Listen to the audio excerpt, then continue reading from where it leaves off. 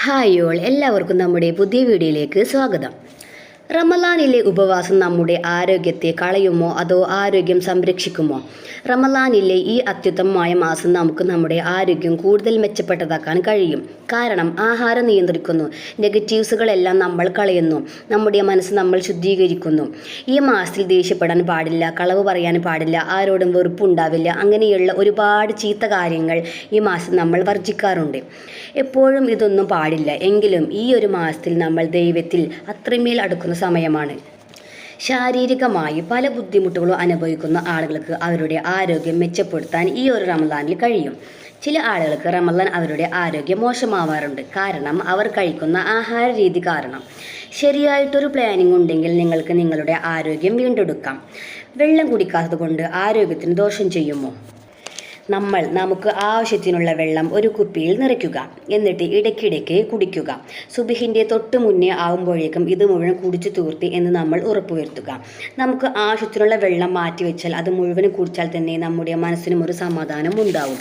കാരണം നാം ആവശ്യത്തിനുള്ള വെള്ളം കുടിച്ചിട്ടുണ്ട്. അതുകൊണ്ട് ഇനി വെള്ളം കുടിക്കാത്തതിൻ്റെ പേരിൽ ഒരു പ്രശ്നം ഉണ്ടാവില്ല എന്ന് നമുക്ക് ആശ്വസിക്കുകയും ചെയ്യാം. ഇനി പ്രമേഹ രോഗികൾ ഡോക്ടറുടെ അഡ്വൈസ് പ്രകാരം നോമ്പ് നോൽക്കുക. തൈറോയ്ഡ് ഉള്ളവർ അത്താഴത്തിൻ്റെ 1 മണിക്കൂർ മുന്നേ ഗുളിക കഴിച്ചിട്ട് ഭക്ഷണം കഴിക്കുക. ഇനി ഈ സമയത്ത് കഴിക്കുന്ന ഭക്ഷണങ്ങൾ എങ്ങനെയുള്ളതാവണം? എണ്ണ പലഹാരങ്ങൾ പാടെ ഉപേക്ഷിക്കുക. ധാരാളം പ്രോട്ടീൻ അടങ്ങിയ ഭക്ഷണം ഉൾപ്പെടുത്തുകയും ചെയ്യുക. ധാരാളം ഫ്രൂട്ട്സ് കഴിക്കാം, ഈന്തപ്പഴം കഴിക്കാം. ചൂടുള്ള സമയത്ത് ഈത്തപ്പഴം കഴിക്കുമ്പോൾ അതിനൊപ്പം കുക്കുംബർ, കിയാറ്, തേങ്ങാപ്പോൾ ഒക്കെ കഴിക്കുക. ഒപ്പം ധാരാളം വെള്ളം കുടിക്കുക. പച്ചക്കറികൾ ആഹാരത്തിൽ ഉൾപ്പെടുത്തുക. ചായ, കാഫീൻ ഒഴിവാക്കുക. കാരണം ചായ കുടിക്കുമ്പോൾ അതിലടങ്ങിയിരിക്കുന്ന കാഫീൻ നമ്മുടെ ശരീരത്തിൽ നിർജ്ജലീകരണം ഉണ്ടാക്കും. അതുകൊണ്ട് ചായ പരമാവധി കുറയ്ക്കുക. ഇനി ഉണ്ടാവുന്ന വേറൊരു പ്രശ്നമാണ് ഈ സമയത്തുണ്ടാകുന്ന തലവേദനയും തളർച്ചയും. ശരീരത്തിൽ ഉണ്ടാവുന്ന നിർജ്ജലീകരണമാണ് ഇതുണ്ടാവുന്നതിനുള്ള കാരണം. വെള്ളം നേരത്തെ പറഞ്ഞ പോലെ ധാരാളം കുടിക്കുക. രാത്രിയാണ് വെള്ളം കുടിച്ചാൽ ഉറക്കത്തെ ബാധിക്കും എന്ന് വിചാരിച്ച് വെള്ളം കുടിക്കാതിരിക്കരുത്. നോമ്പായതുകൊണ്ട് നമുക്ക് ആവശ്യത്തിനുള്ള വെള്ളം മാറ്റിവെച്ച് സുബ്ഹ് ബാങ്കിൻ്റെ മുന്നേ വരെ എത്തുമ്പോഴേക്കും അത് കുടിച്ചു തീർത്ത് എന്ന് ഉറപ്പുവരുത്തുക.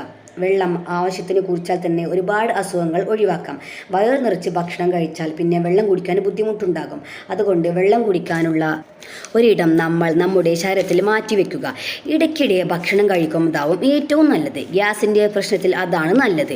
നോമ്പ് തുറന്നാൽ ധാരാളം ജ്യൂസുകളും ഫ്രൂട്ട്സുകളും ഒപ്പം തന്നെ ഭക്ഷണവും എല്ലാം ഒരുമിച്ച് കഴിക്കാതിരിക്കുക.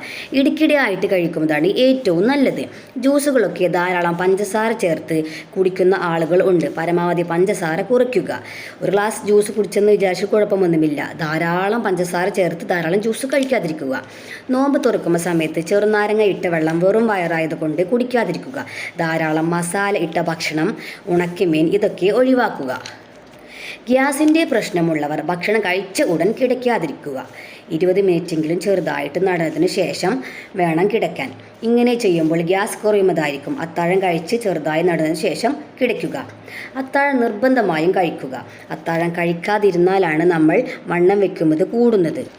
ഒരുപാട് ചോറ് കഴിക്കുന്നത് ഒഴിവാക്കുക. ഫ്രൂട്ട്സും പച്ചക്കറികളും പ്രോട്ടീനും അടങ്ങിയവ കഴിക്കുക. അയൺ ടാബ്ലറ്റ് കഴിക്കുന്നവർ ധാരാളം വെള്ളം കുടിക്കുക. ഇല്ലെങ്കിൽ മലബന്ധം ഉണ്ടാവാനുള്ള ചാൻസ് ഉണ്ട്. ഇനി പനിയുള്ള സമയത്ത് നോമ്പ് നോൽക്കാതിരിക്കുക. കാരണം നിർജ്ജലീകരണം ഉണ്ടാവാൻ കാരണമാകും. റമദാൻ കഴിഞ്ഞാൽ നമുക്ക് നോമ്പ് നോൽക്കാമല്ലോ. പോയ നോമ്പ് നോറ്റുവിട്ടുകയും ചെയ്യാം. നെഞ്ചടിപ്പ് കൂടുക, അമിതമായി വിയർക്കുക, ശാരീരിക അസ്വസ്ഥ്യം ഇങ്ങനെയൊക്കെ തോന്നുമ്പോൾ ഉറപ്പായി നോമ്പ് സ്റ്റോപ്പ് ചെയ്യുക. പിന്നെ ഉപ്പ് കൂടുതൽ അടങ്ങിയ ഭക്ഷണങ്ങൾ ഒഴിവാക്കുക. നോമ്പ് തുറക്കുമ്പോൾ ഈത്തപ്പഴം കൊണ്ട് തുറക്കുക. അതാണ് ഏറ്റവും നല്ലത്. പല ആളുകളും നോമ്പ് തുറക്കുമ്പോൾ ജ്യൂസാണ് കൂടുതലും കുടിക്കാറുള്ളത്. പ്രത്യേകിച്ച് നാരങ്ങ, മുന്തിരി, പൈനാപ്പിൾ, ഓറഞ്ച് ഇവയിലൊക്കെ പുളിപ്പ് ഉള്ളത് കൊണ്ട് നെഞ്ചിരിച്ചിൽ, അസിഡിറ്റി, ഏമ്പക്കം ഇങ്ങനെയുണ്ടാവാൻ സാധ്യത ഉണ്ട്. ഇങ്ങനെയുള്ള ജ്യൂസ് കുടിച്ചാൽ 30 നോമ്പാവുമ്പോഴേക്കും നമ്മൾ രോഗിയായി മാറാൻ ചാൻസ് ഉണ്ട്. അതുകൊണ്ട് വെറും വയറ്റിൽ ഇതൊഴിവാക്കുക. ഈത്തപ്പഴം, നട്ട്സ് ഒക്കെ കഴിക്കുക. ഉറക്കം കഴിയുന്നതും ഒഴിവാക്കാതിരിക്കുക. രാത്രി 10 മണിക്ക് ഉറങ്ങാൻ നോക്കുക. ഹോട്ടൽ ഭക്ഷണം ഒഴിവാക്കുക. നമുക്കറിയില്ല, ഹോട്ടൽ ഭക്ഷണത്തിൽ വീണ്ടും വീണ്ടും ഉപയോഗിച്ച എണ്ണയാവും ഉപയോഗിക്കുക. അതുകൊണ്ട് ഹോട്ടൽ ഭക്ഷണം പരമാവധി ഉപേക്ഷിക്കുക. അപ്പോൾ എല്ലാവർക്കും നല്ല ആരോഗ്യത്തോടെയുള്ള ഒരു റമദാൻ നേരുന്നു. അപ്പോൾ ഇന്നത്തെ വീഡിയോസ് ഇത്രയേ ഉള്ളൂ. അടുത്ത വീഡിയോസുമായി വീണ്ടും വരാം. അപ്പോൾ നിങ്ങൾക്ക് എൻ്റെ ഈ വീഡിയോ ഇഷ്ടപ്പെട്ടാൽ ഷെയർ ചെയ്യാനും ലൈക്ക് ചെയ്യാനും സബ്സ്ക്രൈബ് ചെയ്യാനും മറക്കരുത്. തൊട്ടടുത്തുള്ള ബെൽ ബട്ടൺ കൂടി ഒന്ന് ക്ലിക്ക് ചെയ്യണം. എങ്കിലേ ഞാനിടുന്ന അടുത്ത വീഡിയോസിൻ്റെ നോട്ടിഫിക്കേഷൻ നിങ്ങൾക്ക് ലഭിക്കുകയുള്ളൂ. അപ്പോൾ ഇന്നത്തെ വീഡിയോസ് ഇത്രയേ ഉള്ളൂ.